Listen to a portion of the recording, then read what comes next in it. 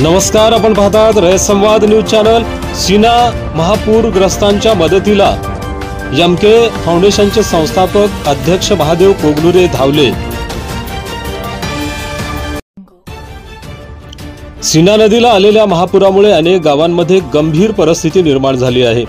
या पार्श्वभूमीवर एमके फाउंडेशनचे अध्यक्ष महादेव कोगनुरे यांनी पूरग्रस्त नागरिकांना मदतीचा हात दिला आहे। नागरिकांचे जनजीवन विस्कळीत झाले असून अनेक कुटुंबांना सुरक्षित स्थळी स्थलांतरित व्हावे लागले आहे।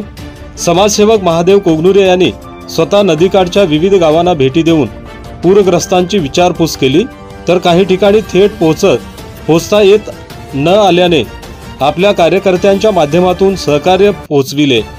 या उपक्रमामुळे नागरिकांना दिलासा मिळाला असून कठीण प्रसंगात आधाराचा हात मिळाल्याची भावना अनेकांनी व्यक्त केली आहे।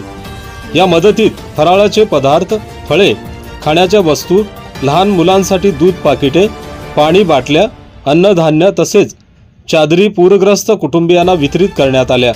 यामुळे अनेक कुटुंबियांना तातडीचा दिलासा मिळाला आहे।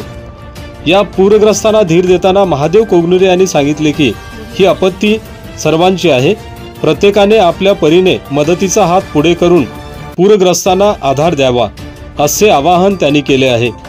दक्षिण सोलापूर तालुक्यातील सीना नदीकाठी महापूर आल्याने महाभयंकर प्रलय निर्माण झाला असून शेती जमीनदोस्त झाल्यामुळे शेतकऱ्यांच्या हक्काचा अन्नाचा घास निसर्गाने हिरावून घेतला आहे। अशावेळी शासनाने तात्काळ भरघोस मदत करून शेतकरी व नागरिकांना आधार द्यावा।